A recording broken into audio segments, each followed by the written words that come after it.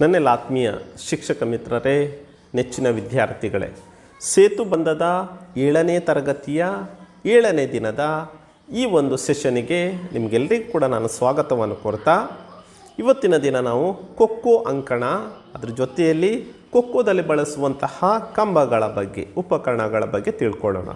ವಿದ್ಯಾರ್ಥಿಗಳೇ, ನಿಮಗೆಲ್ಲರಿಗೂ ಖೋಖೋ ಆಟ ಅಂದರೆ ಬಹಳ ಇಷ್ಟ ಅಲ್ವಾ? ಎಸ್, ಇದೀಗ ನಾವು ಮೊದಲಿಗೆ ನೋಡೋಣ ಖೋಖೋ ಕಂಬಗಳು ಹೇಗಿರುತ್ತೆ, ಅದರ ಅಳತೆಗಳು ಏನಿರುತ್ತೆ ಅಂತ. 2 ಗಟ್ಟಿಯಾಗಿರುವಂತಹ ಮರದ ಕಂಬಗಳನ್ನು ಅಂಕಣದ 2 ಬದಿಗಳಲ್ಲಿ, 2 ಸೈಡ್ಗಳಲ್ಲಿ ಕಂಬದ ರೇಖೆ ಮತ್ತು ಮಧ್ಯದ ಓಣಿ ಸಂಧಿಸುವಂತಹ ಜಾಗದಲ್ಲಿ ಭೂಮಿಗೆ ಲಂಬವಾಗಿ ಗಟ್ಟಿಯಾಗಿ ಹೂಳಲ್ಪಟ್ಟಿರುತ್ತೆ.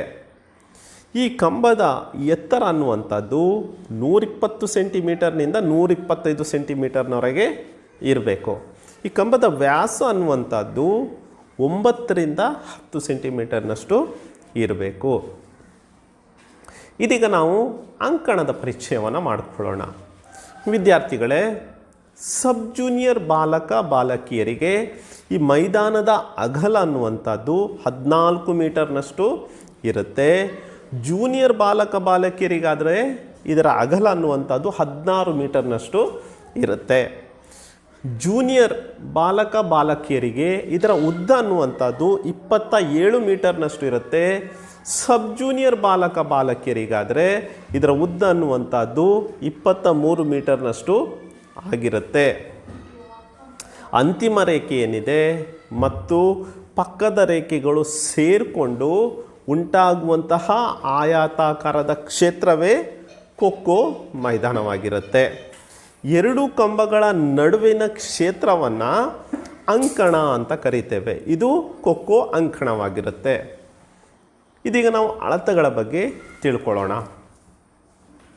ಮಧ್ಯದ ಓಣಿಯ ಉದ್ದ ಏನಿದೆ ಅದು 30 ಸೆಂಟಿಮೀಟರ್ನಷ್ಟು ಇರುತ್ತೆ. ಕಂಬದಿಂದ ಕಂಬಕ್ಕೆ ಜೂನಿಯರ್ಗೆ 24 ಮೀಟರಷ್ಟು ಇರುತ್ತೆ. ಸಬ್ ಜೂನಿಯರ್ಗೆ 20 ಮೀಟರ್ ಅಂತರ ಇರುತ್ತೆ. ಒಂದು ಪಕ್ಕದ ಗೆರೆಯಿಂದ ಇನ್ನೊಂದು ಪಕ್ಕದ ಗೆರೆಗೆ ಆ ನಡುವೆ 35 ಸೆಂಟಿಮೀಟರ್ನಷ್ಟು ಅಗಲದ ಒಂದಕ್ಕೊಂದು ಸಮಾನಾಂತರವಾಗಿರುವಂತಹ ಹಾಗೆ ಗುರುತಿಸಲ್ಪಟ್ಟಿರುವಂತಹ ಗೆರೆಗಳಿಗೆ ಏನಂತ ಕರಿತೇವೆ?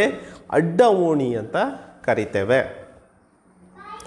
ಸಬ್ ಜೂನಿಯರ್ ವಿಭಾಗಕ್ಕೆ 14 ಮೀಟರ್ನಷ್ಟು, ಜೂನಿಯರ್ ವಿಭಾಗಕ್ಕಾದರೆ 16 ಮೀಟರ್ನಷ್ಟು ಅಂತರ ಇರುತ್ತೆ. ಚೌಕಗಳು 30x35 ಸೆಂಟಿಮೀಟರ್ ಅಗಲದ 8 ಚೌಕಗಳು ಇರುತ್ತೆ. ಇವುಗಳು ಯಾವುದಕ್ಕಾಗಿರುತ್ತೆ?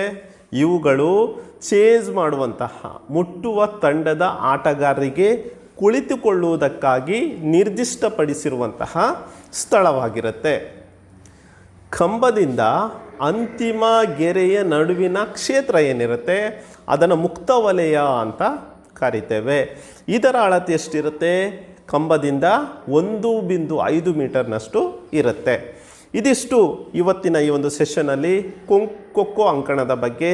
ಈ ಒಂದು ಸೆಷನನ್ನು ವೀಕ್ಷಿಸಿದ ಎಲ್ಲ ಶಿಕ್ಷಕರಿಗೆ, ವಿದ್ಯಾರ್ಥಿಗಳಿಗೆ ಧನ್ಯವಾದವನ್ನು ಸಮರ್ಪಿಸ್ತಾ ಇವತ್ತೊಂದು ಸೆಷನನ್ನು ಮುಗಿಸ್ತಾ ಇದ್ದೇವೆ. Thank you.